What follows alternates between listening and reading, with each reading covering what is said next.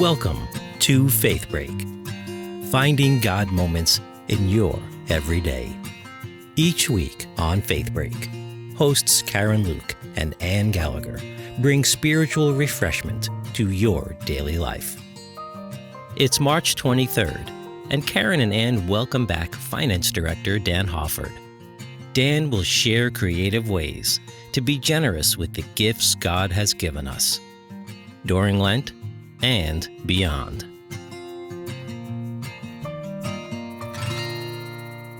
Hello, everybody, and welcome back to Faith Break. I am Ann Gallagher. And I am Karen Luke. And we are joined again today by our work friend, Dan Hofford, our finance director, who is here to help us talk to you guys today about the Lenten practice of almsgiving. Yeah, thanks for having me back. It's like right up your alley, right? I knew you're our first repeat guest, by the way. I'm honored. Yes. I'm honored. So you get a gold star for that.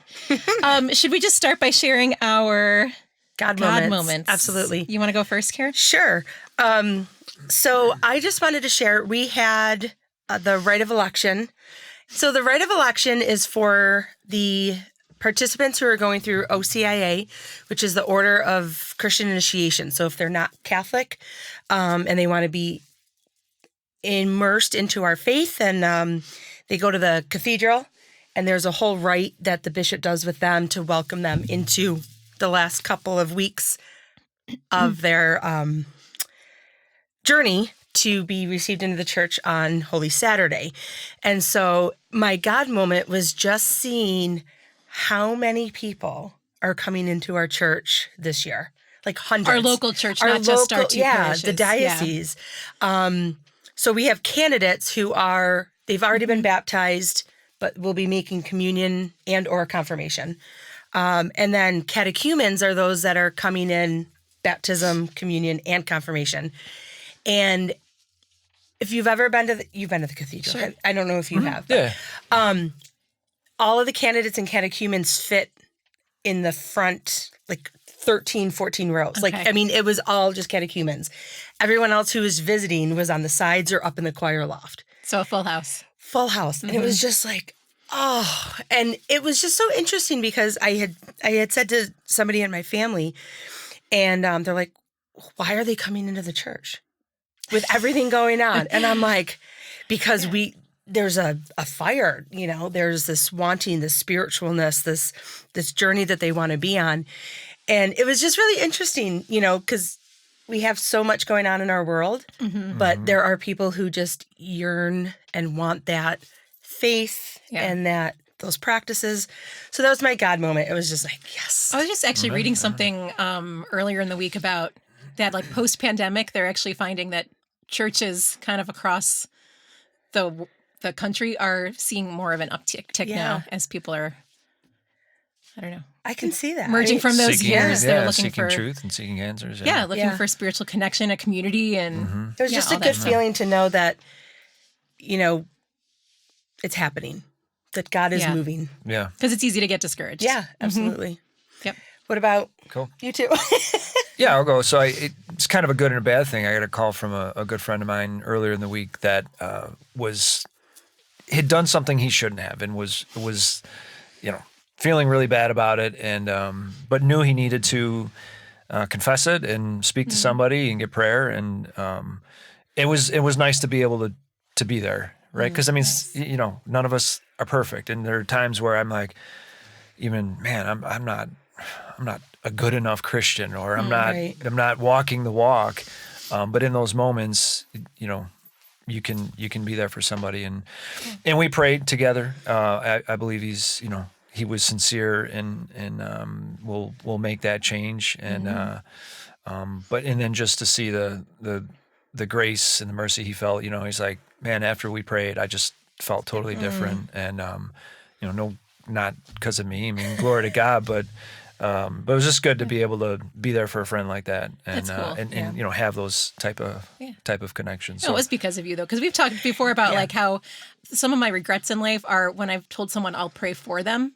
and I haven't been like, let's pray right now. Yeah. So that's such a powerful thing to offer somebody. Absolutely, I think that's huge. I mean, and nowadays, I mean, you see this in Twitter or X or social media. I'll pray for you. And that's good. We should say that. But how often is it just, it's like a cliche almost. Right. If you're going to do it right in the moment. You mean it when you say it, but you don't always remember to follow through. Yeah. So anyways, it was nice to be there. So. Good. Yeah, mine is real simple this week, you guys. You know how like going to bed early is not a thing that I'm very good at. I have a hard time like turning it off and then going to bed. But I have been asleep before 10 o'clock the last 3 nights. Nice. Yeah. So part of what I haven't talked to you about it, but I've talked to you about it is for Lent, I'm trying to fast from late nights at least 4 nights a week because I know I can't do it 7 nights, but I'm trying to do it 4 nights a week. And so today's Wednesday and I've done it for 3. That's excellent. 3 nights in a row. So I'm like, this is awesome. I'm gonna have. And how do you feel in the morning? I'm ready for anything today. Yeah. All right. Yes, Great. I'm ready to go. Awesome. I love it. Yep. So, all right. So should we talk about... Let's talk about almsgiving. Almsgiving. So There's many types of almsgiving. yes. And we've already talked about fasting and prayer. Our first 2 Lenten disciplines. So this is the third one, almsgiving. And I feel like I don't think we talk about it as much as Catholics. I think during Lent, we spend a lot of time talking about what are you giving up, right? Yep. Maybe like adding some prayer in, and we say, oh yeah, an almsgiving, but we don't, I don't know. I don't think we're good with it any time of the year. That's true. That's why we have Dan here today. Yeah. So maybe we can talk a little bit about what sort of special almsgiving initiatives our 2 parishes are doing first, just during Lent, and then maybe kind of talk about possibilities more openly. Sure. Right. Sure. Well, what is the importance? I think maybe that would be a good... Actually, can I make a distinction too? Yeah. So, because even when you asked me to do this, in my mind, where I come from, we don't use the term almsgiving much. So, and then being in this finance director role and always thinking about, how much people are giving and is it meeting the church's needs, et cetera. My mind went straight towards offerings, right? And so, Like tithing. Tithing, right? So I come from, circles where we might say about. tithes and offerings, right? And so let me just kind of define a few different Please things, do. right? Yeah. Tithing in the true Old Testament sense is giving 1/10, right? It was something that they did. They that money went towards the synagogue or church or the temple.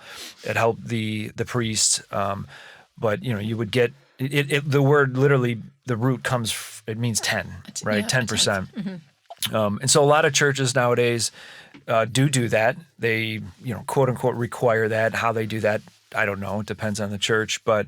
And then, it's sort of like Xerox. You make a copy, you make a Xerox. Some say use it in a general sense, meaning just, giving to the church to help meet the church's needs. What we might here call Sunday offerings or regular offerings. And then there's this, you say tithes and offerings is kind of going above and beyond your tithe. And a lot of times it's giving to, you might still be giving to the church, but it's for a particular ministry or it's for a particular campaign, or it might be giving outside of the church. So I looked up almsgiving though, and it's almsgiving is giving specifically to help those in need, Right. For the financially poor people. So I just want to make sure that everybody our podcast understands that almsgiving is really giving to the poor. And so anyways, go back to what you're saying. So like additionally to whatever you would normally give to the church. And I've spoken to people too who have striven to, like, say they take 10% of their income and maybe they give 5 to their parish community, 5% and 5% to other charities that their conscience leads them to or whatever.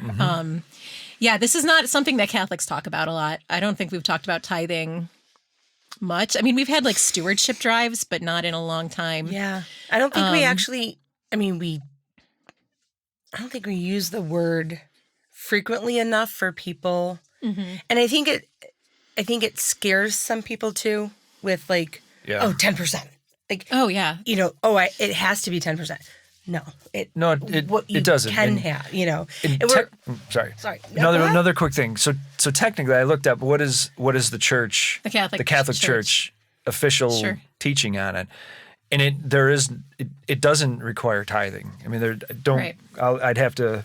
Maybe we could put the canon law in the notes here, Jeff. But it talks about, if you're a Catholic, you are, I don't know if they use the word required, but it is expected that you give to the church, but it's not a tithe. You give sacrificially, you give what you're led, you give generously, but it's not a tithe. There's no percentage given. Now, that being said, there's I've seen Barna studies over the years that, if you look at the different denominations, for what it's worth, this isn't a criticism, but Catholics are near the bottom. It's like 2 or 3%. And I think, the evangelicals are close to the top. And then you get like Mormons that are like, they're knocking out of the park, 10% or more. So for what it's worth. Yeah, no, that's fair. That's fair. I guess I didn't really know the full differences. So that was. And it's interesting too, because I think we're always walking this balance, because the church is not a country club, right? Your membership in it isn't dependent on what you can give back or literally everyone is welcome, right? So it's but then, right. So that you can't, I don't know, I'm uncomfortable setting those bars, but on the other hand, everything we have because of God, and to live in a spirit of generosity and to hold everything we have in open hands, and to realize that we've been given it for a purpose that is not just well, if you're our own enrichment is that's a value we can cultivate. Yeah. I think we've talked about too, where people will give whatever overage they have for that month instead of taking it from what they already have. Right. So sacrificial giving, where, you might have to not have a Dunkin' Donuts coffee because, you have to sacrifice that because you already have that commitment. Whereas I think a lot of people are like, okay, whatever I have left over is what I'll give. And that's not really the sacrificial giving, because you don't have that need or want or giving something, having to make that choice in between. Sure. And I think it's, excuse me, it's easy for us as people that work inside the church, and me in particular, especially, when I go to finance council meetings or I'm giving reports about our bottom line. And, I think it is important for people to understand, because a lot of times I'll even have people ask me, so what do you do, Dan, for work? Like, they don't realize that I'm a paid staff member. And that's okay. I get it. It happens. But it's just the point that a lot of people, they don't understand that a church, like any household, has all its expenses. I mean, we have a very high insurance premiums. We pay gas and electric, and all of our buildings and facilities need maintenance. And our biggest cost is salaries. And that's probably the case for most organizations. So it is important that people understand that there is, I would say, if you call yourself, if you're a parishioner, or if you consider yourself part of the community, that there is some sense of obligation to make sure that things are, that the financial needs are met. Now, there's also, it's a reciprocal relationship, right? It's our responsibility to make sure that we're being good stewards, and we're spending money wisely and things like that. So that is important for folks to know that. That being said, giving really is a matter of the heart. And I think the best verse is 2 Corinthians 9. I'll just read this here real quick. Consider this: whoever sows sparingly will also reap sparingly, and whoever sows bountifully will reap bountifully. Each must do as already determined, without sadness or compulsion. And this is the best part here: for God loves a cheerful giver, right? There's not a percentage given here, right? Right. It's talking about giving sacrificially, and like you said, Karen, don't give from our leftover. And that's, if you take anything from tithing, it's not so much the percentage, it's the order in which you give, right? Give first. Your whatever percent you set aside, you give that first, and then you take care of the most important things in your family. And then if there's money left over in savings, right? And then if there's money left over, buy a Dunkin' Donuts or or whatever it is. Stop picking on me today. So in the, I like to ask, I guess, two questions. Where is your trust? right? What are you trusting in? And I'll give a couple of personal examples. Sorry, I'm speaking a lot here. No, That's why we invited you on for this. Because I don't like to say this to people without walking it myself, right? So prior to this job, I had my own business, and it took a few years before we made any sort of money. And we had gotten a call from a friend overseas who needed money. We didn't have it. Was it a legit friend, not like a prince? Right. Prince. It was legit. It took us a few years to figure that out, but yes, it was legit. So we just said, okay, and we just had a sermon about this. So okay, we're gonna send the money, and at that time our stove was also busted. It was before Thanksgiving, and the oven broke, so we had to cook our turkey across the street. Wow. So, anyways, we gave the money, and then I don't know, it was maybe a week later, we get a text or a call, I don't remember, from somebody in the church who was asking for help moving their son. Oh, and by the way, they have a stove oven that they don't want. They want to get a new one. And it was like amount I looked it up online. The amount that we gave was almost exactly the amount of that stove new. And it was only like 2 years old. It was a beautiful stove. So, and I can just tell, countless times that sort of thing has happened to us. Not countless. I'm not bragging that we get, but it has happened where when we're really challenged, but we give and we just, okay, God, we trust you. It has come back to us. And then the second question is, what is on your mind, right? If something, and this could be anything, but today we're talking about money. So let's talk about money. If it's maybe you're stressed about your budget, or you're paying your bills, or you're thinking about buying a new car that you really don't need but you want, whatever the case. Or it's something, and these aren't necessarily bad things. It could be you're a business owner in your job. You're thinking about paying the bills, etc. But if that thinking is moving you away from thinking about God or godly things, then it's a problem, and it's a distraction, and that's where you need to reset your heart. So that's all I have to say about that stuff. Let's talk a little more, and then we'll talk specifically about almsgiving and during Lent. Yeah. Well, really, what you're talking about is having, it sounds like an attitude of abundance rather than scarcity, right? All those things, like trusting that God's going to provide, and if something's being asked of you for you to provide, that God's going to return. Yeah. And I don't think God always returns things financially. That's kind of, sometimes we have graces that are, so that's an important thing to note when we're having these conversations. But that's what it means to live a life generously. Amen. Right. And it can be your money, it can be your time, it can be your talent, it can be your presence, that's your right. attention. That's right. Yeah. I'll clarify that too. The examples I was giving, right, a lot of times, and I don't want to send the impression like you see these TV folks that you give and we're gonna that's not my point. My point is give and trust. And usually we're blessed for that, and not always financially.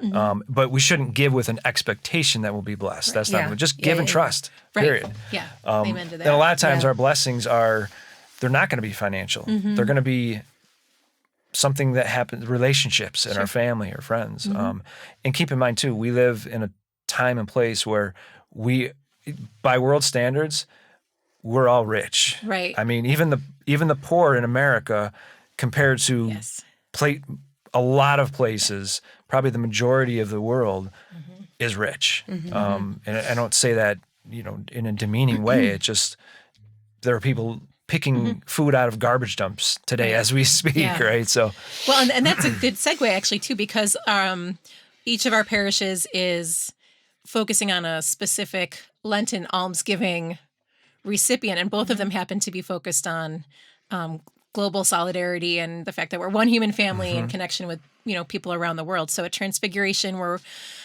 raising money for the next phase of our work with Food for the Poor in El Salvador through Global Solidarity Committee, and at St. Catherine's, we're working on Operation Rice Bowl, which is CRS, Yep. Catholic Relief Services.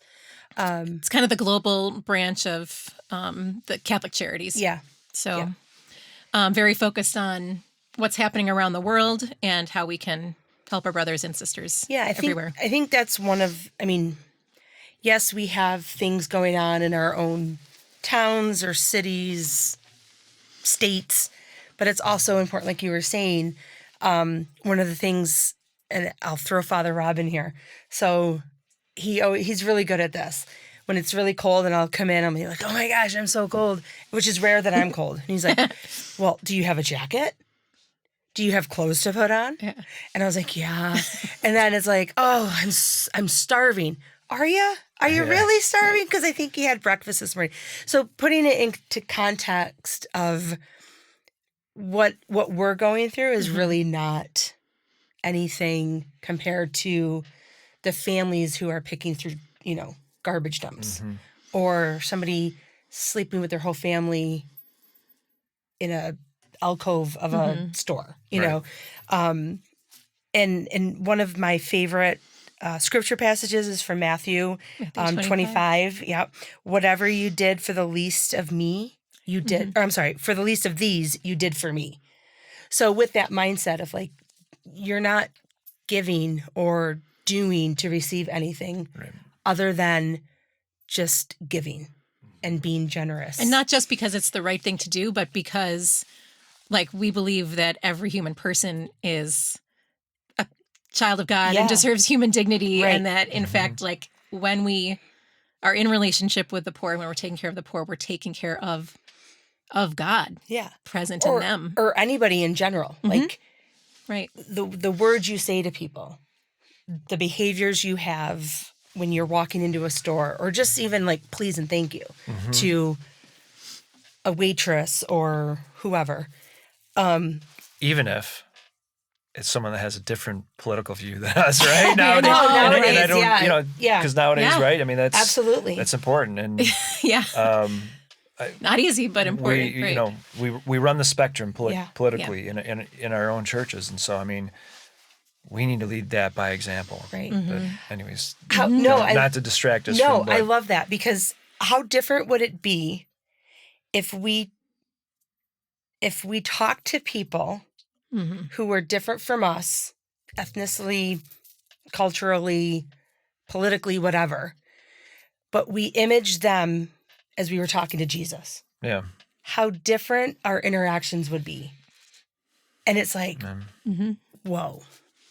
Like, yeah, that's made in the image and likeness of God. Yeah. Like it puts in a whole different perspective of, because Jesus didn't care, right? Yeah, we need more of this in our world today, in our country today, for sure. Yeah. All right, so let's get into some Lent practical ideas of almsgiving. Okay, I want to give a shout out because I actually did an online search for ideas. Of course you did. I found a ton of stuff on the website of the Divine Word Missionaries, which I don't know anything of. They're a Catholic mission organization that I know nothing about other than they have an awesome website with lots of creative ideas for almsgiving and Lent. So, and maybe you guys came with your own ideas and we can just kind of shout out some creative ways to think about almsgiving during Lent. But I think the first one, which we haven't actually talked about yet, I think, is a lot of people try to connect their Lenten fasting and their Lenten sacrifice to their giving somehow. So like if you gave up Dunkin'. Sorry, I did not this year. Today. I'm okay with that. I'm not saying anyone She's should not do even that. drinking it. We just purposely put it there to and use it's her not as a even prop. coffee, it's hot chocolate. I mean, it's not even a caffeine addiction. Right. Okay, but if you had given that's that even up. worse because you don't need hot chocolate. You need coffee. Listen, speak for yourself. I'm joking. But whatever you gave up, say it cost you money, that you would give that money to whatever cause you wanted to give. Or if you were saving time, giving up time doing something else, you would use that time to... Yeah, for example, so like if you were to go to, I'm not just going to shout out Dunkin', but like Starbucks or the local gas station, because I don't want to be favorites or something. But like if you go there every day and you spend $25 a week on coffee or tea or hot chocolate, instead of doing that $25 would go to somewhere else. Right. So that's use one way to do it. That's one way to do it. Yeah. Because you're connecting. Yeah, it's a really easy way to connect those dots between your sacrifice and what the world needs. Yep. So that's something to think about during Lent. Other ideas. Do you guys have any other ideas to get us started before? Yeah, I like the idea that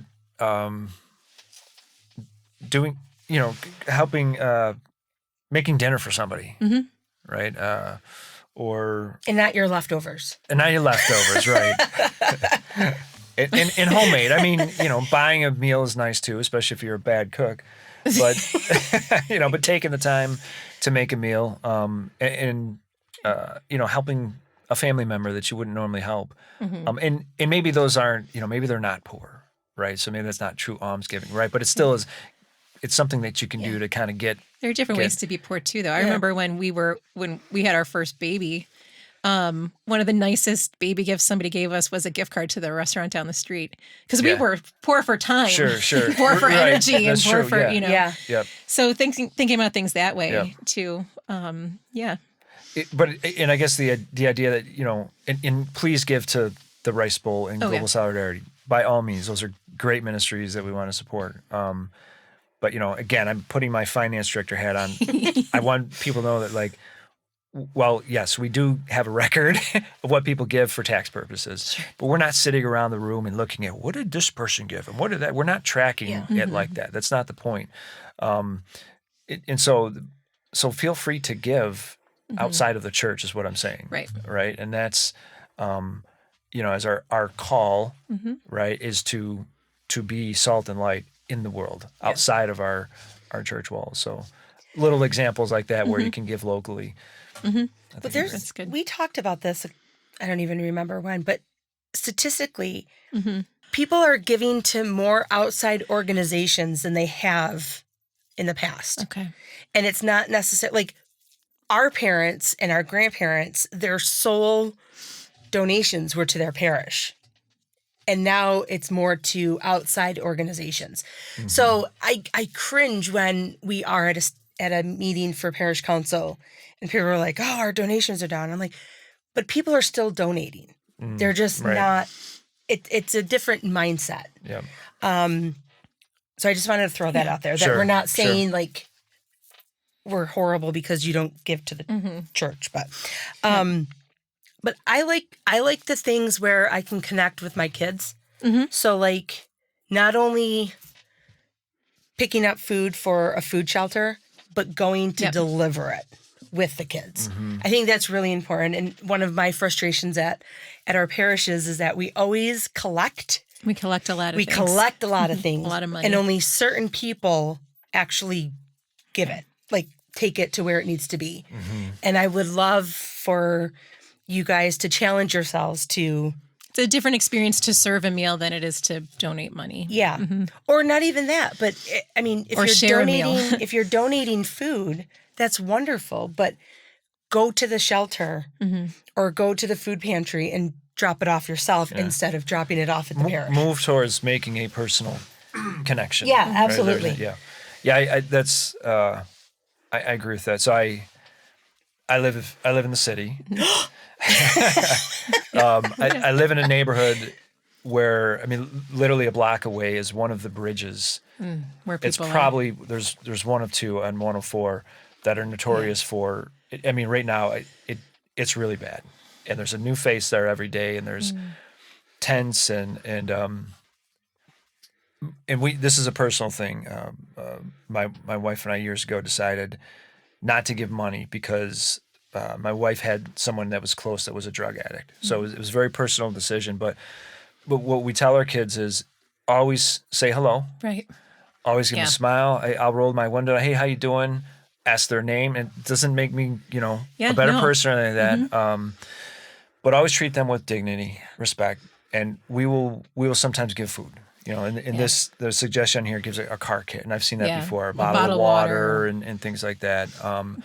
And I Socks. and this is a granola bar or conversation whatever, for yeah. another time that maybe we could do another podcast on. You just want to But- be a third-time guest. We get you. I'm putting the plug in there. We're going to give you a mug when you hit 5. We have to get the mugs made first, though. We need our own mugs first. I want a hat. Can I get a hat? You got to ask Jeff. He's in charge of the merch.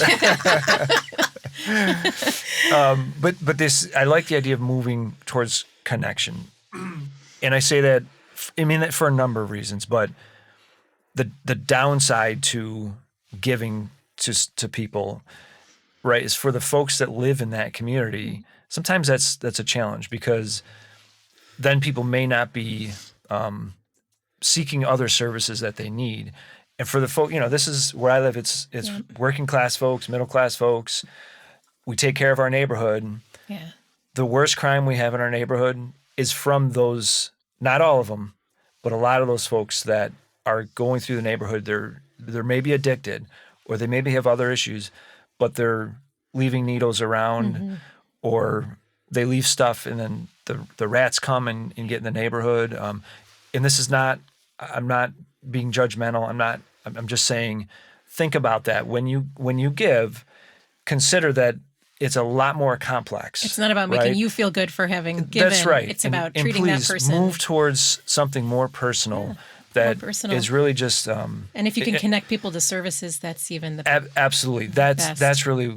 That's I guess really where I'm trying to get is let's get people connected to the services they need, and that's not easy. Trust No, me, it's not not. easy. right. But just something to keep in mind when we do that.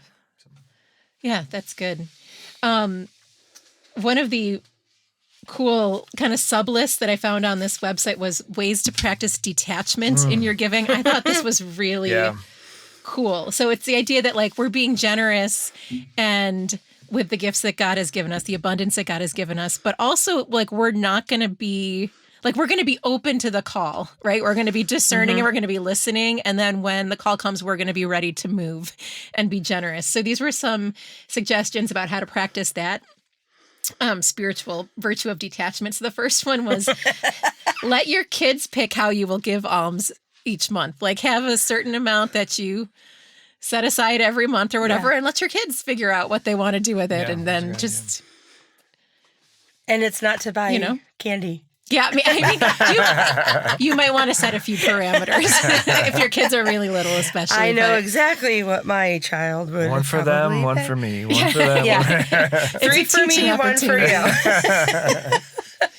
But I think that's what's really important is not only the teachable moments in lives for kids, but teachable moments for adults, right? I mean, we never graduate from our faith. We're always on this journey. We're always growing. So it's not a matter of like feeling guilty for not doing it previously, but growing into that more spiritual thoughtfulness of generosity and not that guilt, oh, I should do it because that's what I believe. right. Or I should do it because that's what I'm told. That's what I'm Yeah. told, Yeah. right? Like we should do it because that's what Jesus taught us. Yeah. And the teachable moments for everybody is really important, I think.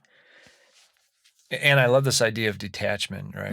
Right. I mean, we just have so much stuff in our house. And, Oh, and, I have an update. I I want an update. and a lot of our stuff it's not like, stuff that we got hand-me-downs or my aunt and uncle's getting a new couch, so we got their old ones, but All our furniture is it's just, hand-me-down, it feels too. like clutter to me. And the amount of time I don't know that if we, Dan knows one of your. I'm going to let him Lenten- finish and then okay. I'm going to share. Yeah, let him I know, finish. because we haven't seen you. We might have to call your wife and explain this to her because you're. as long as you don't give her more stuff. No. You're no, going to be no, totally no, I on board promise. with this. Okay, This is- I'm yeah. We're all about to for give it. you a good idea. Thank you.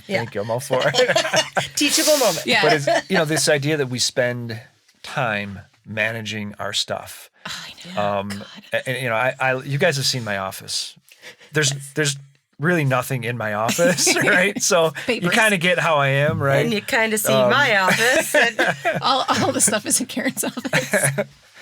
and I'm not throwing you or my wife under the bus or anything here, but at home I feel like, man, I'm spending so much time moving stuff, and now it's kind of a running joke in our family, putting things in bins and building shelves for it, and there are some practical necessity to it, right? If our winter clothes, Sure. we need to move them out of the way, whatever. But I think if I wasn't doing this, I could be spending time with my wife or children or exercising or praying or whatever, fill in the blank. Yeah. So I like that idea of detachment. And I think, I think that's a important part of moving towards this, this almsgiving as a way of life, right? Because if we're managing our stuff, it takes us away from giving to others. Yeah. I almost texted All right, you. tell me this idea now. So yeah, and there's then I have a funny story about that. because we said we were going to be accountability buddies, Yeah. and then the weekend got crazy. But so there's this Lenten challenge called 40 Bags in 40 Days. Have you heard of it? I've heard you mention it. So yeah. the idea is that you take one bag of stuff out of your house for each of the 40 days of Lent. And it could be garbage or Look, do you see his eyes? it could be to donate. It could be to, I guess it could be to sell, but that's not really the idea. So we did this as a family, like probably 10 years ago when my kids were they were just moving on like the baby phase, right? And we were getting ready to sell our tiny house and we needed to make the house ready to sell. And so we did this. And it was awesome. And then every year since then, we've thought about doing it, and I just have not done it. Well, then you moved into a bigger house. Yeah. I mean, my house is still not that big. Right, for but you four moved people, into more space. We moved into more space, but now fill. the kids are teenagers, and we have all their big kid stuff that they don't need anymore. And so we've decided this is the year. And so my update, as we're taping this, we're about a week into Lent, and we have thrown out 7 or 8 bags of trash, and I have in the office, the couch is covered with donations. So I don't know how many bags that's going to end up with. And I have a list of all the areas in the house that we are going through. And so I did over the weekend, I did all the kitchen cabinets on the bottom.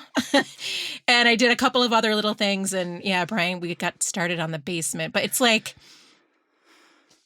it's the idea of, we talked about this in the fasting episode. It's fasting is you give up stuff to make space for God, to have spaciousness for God and for your life. Yeah, not more space to just fill other stuff in. But now we're getting with let's define here. We're not talking about little Ziploc bags either, right? We're talking these about are garbage bags, full, 10-gallon. Yeah, right? 50. Right. What are you talking There about? we go. Yeah, no, but the donating stuff takes more work than throwing it out, right? Because I'm sure we have glassware and stuff we're never going to use, but you got to get boxes for that and wrap it up and then take it to the place and So that's what we're working on next. But this might be a good thing for I'll you guys. pitch it. I'm going to pitch it.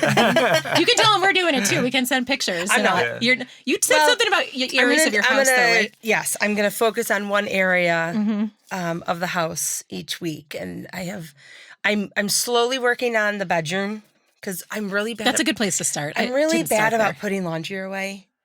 I hate it. And so when people come over, all the laundry ends up just in our bedroom because it's the only place that has a door. And so I'm just trying to declutter that area. But it's funny that you said that about time because our kitchen is the only room that's closed off from the rest of our house. And I don't know how we have so many dishes. There's only 4 of us in our house. I have no idea how we accumulate so many dishes. And every time Jeremy wants to cook, he's like, I got to spend 20 minutes cleaning the kitchen before I can actually cook. That is loaded. And I know. And I don't, he'll totally acknowledge that. So one year I was like, I'm just going to do 4 plates, 4 bowls, 4 glasses. Oh, man. 4, everything. And it lasted 3 days. Yeah. Because the kids found them and just grabbed more. And I was like, okay, so if I'm going to do this, I need to actually get rid of. Wow. But then that's cool. It did work. But then I'm like, well, what if people come over? Yeah. And I don't have plates for them. So you have your second your reserve. set. Your reserve. But you got to lock it so the kids can't get to it. That's what it is. Or me. I shouldn't throw the kids under the bus because I was also involved in that. But yeah, I mean, it is Yeah, we're attached to our stuff. Yeah. We can be more. Okay, detachment. All right. Detachment. Next one. So we said, let your kids pick. Commit to giving money to the next good cause that crosses your path. So whatever the next ask is. Hey, Dan, I need $50. I haven't committed yet. Oh, ask your pastor or spiritual advisor what an area of need is. Yeah, and then there's talking about clearing out unnecessary items. Yeah. We've been talking about that one. Yep. So Another idea in this is not about detachment per se. It's not about money, but I think it's I guess be more about time and I don't know. Is when you see somebody at church that is new or that is different or whatever the case is standing there by themselves. Go talk to them, right? And people will say that, and sometimes we say that in a very mean or judgmental way. No, listen.